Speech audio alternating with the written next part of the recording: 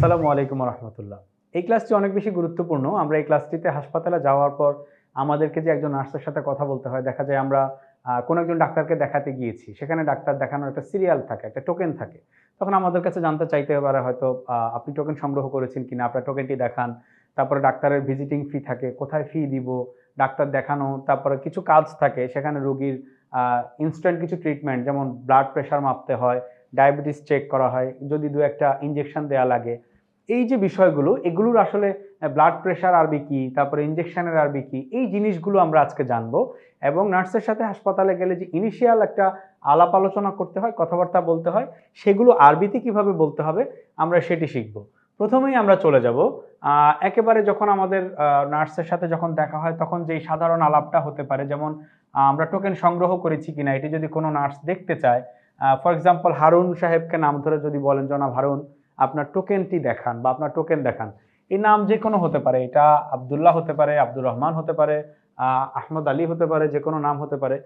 তো সেক্ষেত্রে সেই নামটি আমরা এখানে বসাবো সৈয়দ হারুন। সেখানে আমরা আরবিতে জনাবের জন্য সৈয়দ বা মুহতারাম বিভিন্নভাবে বলা হয়, মুহতারাম হারুন অথবা সৈয়দ হারুন এভাবে বলা যেতে পারে। আচ্ছা, আমরা টোকেনের যে আরবি এখানে ব্যবহার করেছি শব্দটি হচ্ছে বিতকা। এই বিতকা শব্দটির অর্থ আমরা কার্ডের আরবি হিসেবে বিতকা নিতে পারি, আইডেন্টিটি কার্ড কিংবা যে কোনো রকমের কার্ড। তারপরে ট্যাগ, প্রাইস ট্যাগ বলি আমরা, সেখানেও বিতকা শব্দটি ব্যবহার করা যেতে পারে এবং এখানে টোকেনের আরবি হিসেবেও বিতকা শব্দটি ব্যবহার করা যেতে পারে। আর আখরাজা ইউখরিজু বাবে ইফআল থেকে ইখরাজ শব্দের অর্থ হচ্ছে কোনো কিছু বের করে আনা। আখরিজ শব্দের অর্থ হচ্ছে আপনি বের করুন, আপনি বের করে আমাদেরকে দেখান, অর্থাৎ আপনার কাছে যে টোকেনটি রয়েছে আপনার টোকেনটি আমাদেরকে দেখান। তাহলে কি বলা যায়? সৈয়দ হারুন আখরিজিল বিতকা, সৈয়দ হারুন আখরিজিল বিতকা, আপনার টোকেনটি বের করে আমাদেরকে দেখান। আচ্ছা, এরপর আমার টোকেন নাম্বার, আমি টোকেন দেখাতে পারি, দেখি আবার টোকেনের নাম্বারটাও তাকে বলে দিতে পারি। সাধারণত আমি টোকেন বের করে টোকেন দেখাতে পারি, এটি তো সাধারণভাবে দেখালাম কোনো কিছু না বলে। আবার পাশাপাশি আমি এটি বলতেও পারি যে এই যে আমার টোকেন নাম্বার 23। তাহলে আমি কি বলবো? আমার টোকেন নাম্বার 23। আচ্ছা, তাহলে এই যে আমরা জানি নাম্বার বা নম্বর, এটির আরবি হচ্ছে রকমুন। রকমুন শব্দের অর্থ হচ্ছে নাম্বার বা নম্বর। আচ্ছা, তারপরে টোকেনের আরবি আমরা পড়েছি বিতকা। তাহলে বিতকাতুন শব্দের অর্থ হচ্ছে টোকেন। আর আমরা জানি যে কোনো ইসেম বা বিশেষের সাথে যখন ইয়া বর্ণটি যুক্ত করা হয় তখন সেখানে একটি মাই বা আমার অর্থ আসে। তাহলে বিতকা শব্দের অর্থ হচ্ছে কার্ড বা টোকেন। আর বিতকাতি, এই যে শেষে একটা ইয়া যোগ করেছি, এটির অর্থ হচ্ছে আমার। তাহলে আমার টোকেনের আরবি হচ্ছে বিতকাতি, আমার টোকেন। তাহলে আমার টোকেনের আরবি কি পেলাম আমরা? বিতকাতি, অর্থ আমার টোকেন। আচ্ছা, তাহলে আমার টোকেন নাম্বার 23-এর আরবি কি হবে? আমরা জানি 3-এর আরবি হচ্ছে সালাসা, এই যে আমরা লিখেছি সালাসা অর্থ হচ্ছে 3। আর 20-এর আরবি আমরা পড়েছি ইশরুন। ইশরুন শব্দের অর্থ হচ্ছে 20।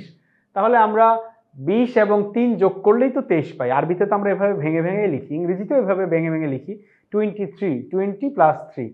এখানে আরবিতে হচ্ছে সালাসা ওয়া ইশরুন। তাহলে রকমু বিতকাতি, আমার টোকেন নাম্বার, সালাসা ওয়া ইশরুন, 3 এবং 20, মানে সালাসা ওয়া ইশরুন অর্থাৎ 23, আমার টোকেন নাম্বার 23।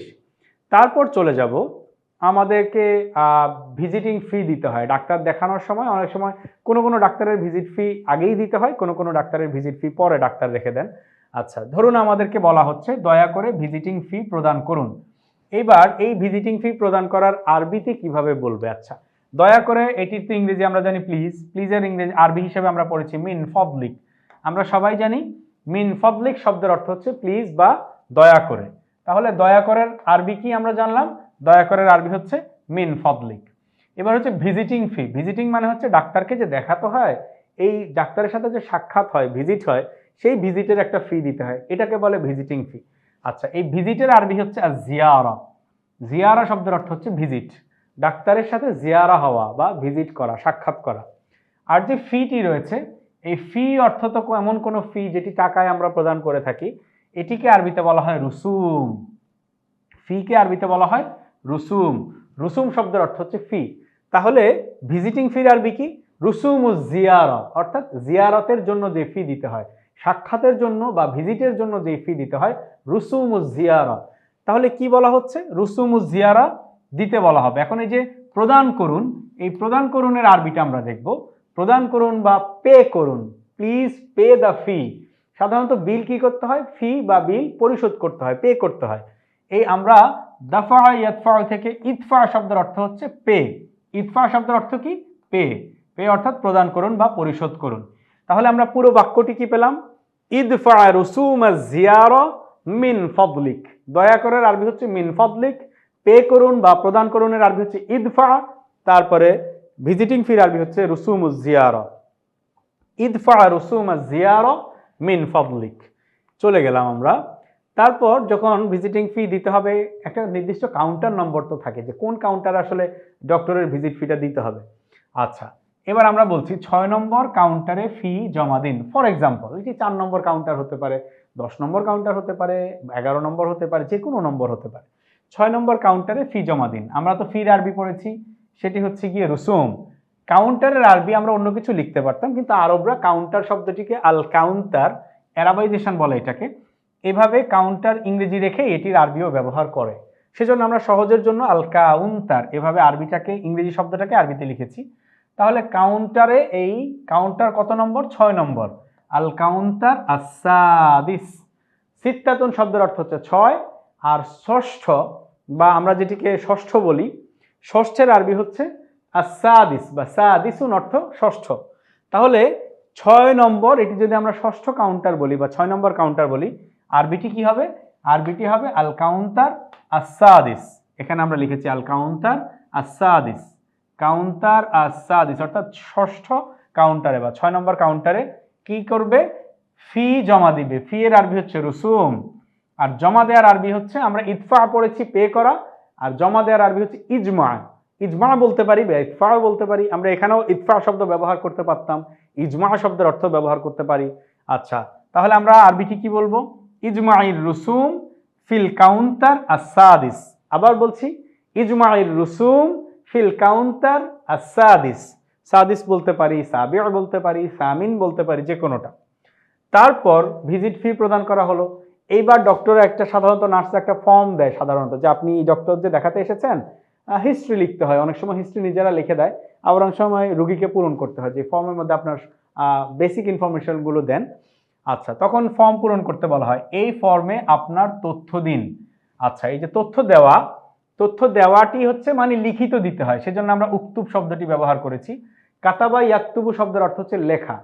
আচ্ছা, আল কিতাবা লেখা, সেখান থেকে কাতাবা ইয়াকতুবু, সেখান থেকে উক্তুব শব্দের অর্থ হচ্ছে লিখুন বা দিন। এই যে উক্তুব, উক্তুব শব্দটির অর্থ হচ্ছে লিখুন অথবা দিন। কি দিবে, তথ্য। তথ্যের আরবি কি, মালুমাত। আমরা তো বাংলা ভাষায় মালুমাত শব্দ ব্যবহার করি, বলে যে হে মালুমাত, আমি জানি, এর মালুমাত, সবকিছু আমার জানা আছে। এই যে মালুমাত শব্দের বাংলা হচ্ছে তথ্য বা ইনফরমেশন। উক্তুবিল মালুমাত অর্থ হচ্ছে তথ্য দিন।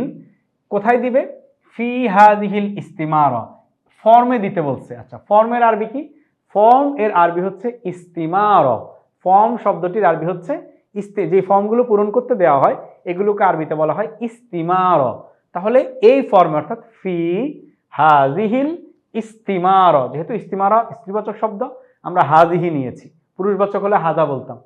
ফি হাদিহিল ইস্তিমার, কি বলেছি আমরা, উক্তুবিল মালুমাত ফি হাদিহিল ইস্তিমার, অর্থাৎ এই ফর্মে আপনার তথ্য দিন। আচ্ছা, তারপর রোগীকে বলা হচ্ছে যে আপনার ব্লাড প্রেশার মাপা হবে।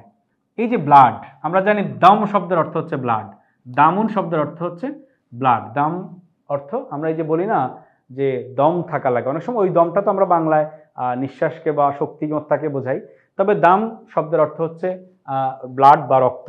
আচ্ছা, এই যে ব্লাডের প্রেশার, দগতুন শব্দের অর্থ হচ্ছে প্রেশার, দগতুন, এই যে দগ, দগ, বদ, তারপর হলো গইন, প, দগতুন শব্দের অর্থ হচ্ছে প্রেশার, দাম শব্দের অর্থ হচ্ছে রক্ত। তাহলে ব্লাড প্রেশারের আরবি কি, ব্লাড প্রেশারের আরবি হচ্ছে দগতুদ্দাম। ব্লাড প্রেশারের আরবি দগতুদ্দাম। এই যেখানে আমরা লিখেছি দগতুদ্দাম, কি করা হবে, মাপা হবে। এই যে মাপা, কেয়াস করা, এই কেয়াস বা মাপার আরবি হচ্ছে, মাপার আরবি হচ্ছে কেয়াস থেকে মাপা হবে, এটা হচ্ছে ইউকস। আমরা মজহুলুস সিগা ব্যবহার করছি, ইউকস অর্থ হচ্ছে মাপা হবে, অর্থাৎ এখানে কর্তা ডিরেক্ট উল্লেখ নাই, মাপা হবে। কি করা হবে, ইউকসু, ইউদগ, আপনার ব্লাড প্রেশার, আপনার এখানে আমরা কাপটা দেইনি, আমরা এমনিই বলেছি ব্লাড প্রেশার সাধারণ রেখেছি আমরা এটাকে। ব্লাড প্রেশার মাপা হবে অর্থ হচ্ছে ইউকসু দগতুদ্দাম, ব্লাড প্রেশার মাপা হবে ইউকসু দগতুদ্দাম। আচ্ছা, তারপর ব্লাড প্রেশার মাপা হলো। এখন রোগী জানতে চাচ্ছে আমার ব্লাড প্রেশার কত, আমি এটা কিভাবে জিজ্ঞেস করবো আমার ব্লাড প্রেশার এখন কত আছে? তাহলে ওয়াকাম, কাম অর্থ কত, কিয়াস অর্থ যে মিজারটা করা হয়েছে ব্লাড প্রেশারের সেই মেজারমেন্টটা কত, অথবা হচ্ছে আমার আসলে এই মুহূর্তে ব্লাড প্রেশার কত বাই কত আছে এটি আমরা যে জানতে চাই সেটা আমরা কিয়াস থেকে বলছি। ওয়াকাম কিয়াস, ওয়াকাম কিয়াসু দগতিদ্দাম, দগতুদ্দাম থেকে আমরা এখানে দগতিদ্দাম, এটা গ্রামাটিক্যাল কারণে হয়েছে এরকম। ওয়াকাম কিয়াসু দগতিদ্দাম, ওয়াকাম কিয়াসু দগতিদ্দাম, ব্লাড প্রেশার কত। আচ্ছা, এটা কম হতে পারে, বেশি হতে পারে। ডক্টর হয়তো বললেন যে একটু কম, অথবা বললেন একটু বেশি, তাহলে কি বলবে? কলিল অর্থ হলো কম, কাসির অর্থ হলো বেশি। কাসিরুন শব্দের অর্থ বেশি, আর কলিলুন শব্দের অর্থ কম। কাসিরুন বেশি, কলিলুন কম। যদি কম হয় নর্মালের চেয়ে তাহলে বলবো কলিল, যদি নর্মালের চেয়ে বেশি হয় তাহলে বলবে কাসির। আচ্ছা, তারপর ব্লাড প্রেশার মাপার পর এবার দেখা যায় অনেক সময় পেশেন্টকে ইনিশিয়ালি এক দুটি ইঞ্জেকশন দিতে হয়।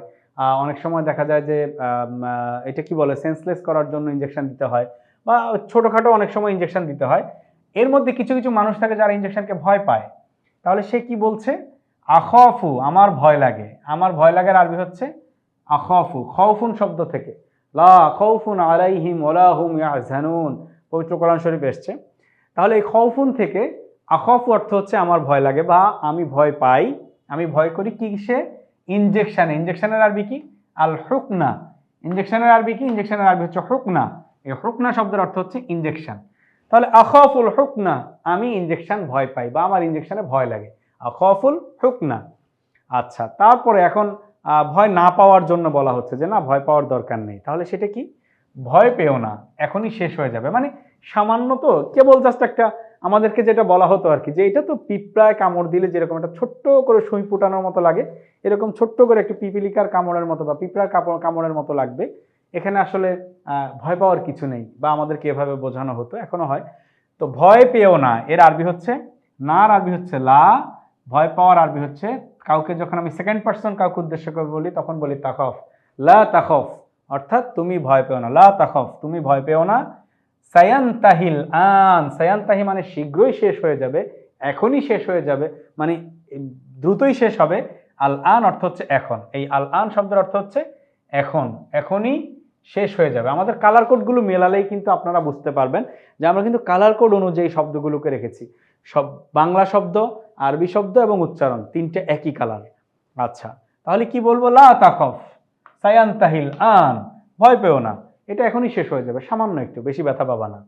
আচ্ছা, তারপর ডাক্তার কিছু মেডিকেল টেস্ট দিতে পারে। এই যে টেস্ট, এটার আরবি কি? সাধারণত আমরা টেস্টের আরবিটা আমাদের খুব দরকার। পরীক্ষার আরবিটা আল ফাহসু। এই যে ফাহসু শব্দটি হচ্ছে এরকম, ফাহসু, ফাহস শব্দের অর্থ হচ্ছে টেস্ট করা বা পরীক্ষা করা। আচ্ছা, ওয়ালাকা বা'দুল ফাহসিত তিব্বিয়া, ফাহস তিব্বিয়া অর্থ হচ্ছে মেডিকেল টেস্ট। আপনাকে কিছু মেডিকেল টেস্ট দেওয়া হয়েছে, আপনাকে দেওয়া হয়েছে আরবি হচ্ছে ওয়ালাকা, অর্থাৎ ইউ ওয়ার গিভেন, বা আপনাকে you were suggested, prescribed, doctor আপনাকে কিছু প্রেসক্রিপশানে দিয়েছেন, সাজেশন দিয়েছেন টেস্ট করানোর জন্য। ওয়ালাকা আপনাকে দেওয়া হয়েছে, কিছুর আরবি হচ্ছে বাদু, বাদুল ফাহস শব্দের অর্থ হচ্ছে টেস্ট, আর তিব্বিয়া অর্থ হচ্ছে মেডিকেল। আপনাকে কিছু মেডিকেল টেস্ট দেয়া হয়েছে। ওয়ালাকা বাদুল ফাহসিত তিব্বিয়া, ওয়ালাকা বাদুল ফাহসিত তিব্বিয়া, ওয়ালাকা আপনাকে দেয়া হয়েছে, বাদু কিছু, ফাহস টেস্ট, তিব্বিয়া মেডিকেল, আপনাকে কিছু মেডিকেল টেস্ট দেয়া হয়েছে। আচ্ছা, এবার ওই মেডিকেল টেস্টে আসলে কত টাকা লাগবে? অনেক সময় দেখা যায় অনেকগুলো টেস্ট দেয় ডাক্তার, এখন একটা দুইটা তিনটা এতগুলো টেস্টের আলাদা আলাদা টাকা, কত টাকা লাগতে পারে, এটা কিভাবে জিজ্ঞেস করব? ওয়াকাম টাকা, কতর আরবি হচ্ছে ওয়াকাম, টাকার আরবি তো টাকা। ইয়াতাতাল্লাবু অর্থ হচ্ছে লাগবে, তাতাল্লাবা ইয়াতাতাল্লাবু অর্থ হচ্ছে প্রয়োজন হবে, দরকার হবে, খরচ হবে, লাগবে, এটিকে বলে ইয়াতাতাল্লাবু। ওয়াকাম টাকা ইয়াতাতাল্লাবু, ওয়াকাম টাকা ইয়াতাতাল্লাবু। মনে করুন যে ধরে নিলাম আমরা যত টাকা লাগবে টেস্ট করতে, যখন জিজ্ঞেস করা হয় ধরে নিলাম যে 295 রিয়াল লাগবে। সৌদি আরবে যেহেতু মুদ্রার নাম রিয়াল, আমরা সেভাবে বলছি 295 রিয়াল। এটা যে কোনো হতে পারে, 300 হতে পারে, 400 হতে পারে, 500 হতে পারে, আমরা যত রিয়াল লাগবে সেই সংখ্যা বসিয়ে নিব। 295 রিয়াল আমরা কিভাবে বলবো? মিয়াতাইন ওয়া খামসা ওয়া তিসউন। 200 আরবি কি? মিয়াতাইন বা মিয়াতান বলি আমরা শুরুতে। মিয়াতাইন অর্থ হলো 200। 95 কিভাবে হবে? প্রথমে 5 আসবে, তারপরে 90 আসবে। 5-এর আরবি কি? খমসা। 90-এর আরবি তিসউন। তাহলে আমরা কি বলবো? মিয়াতাইন ওয়া খামসা ওয়া তিসউন। মিয়াতান ওয়া খামসা ওয়া তিসউন। তিসউনা রিয়ালান। আচ্ছা, মিয়াতানি ওয়া খামসাতুন ওয়া তিসউনা রিয়ালান। মিয়াতান ওয়া খামসাতুন ওয়া তিসউনা রিয়ালান, অর্থাৎ 295 রিয়াল। আচ্ছা, এটা 295 বা অন্য যে কোনো কিছু, আমরা যত সংখ্যা বা যত টাকা লাগবে সেটা বসিয়ে বলবো।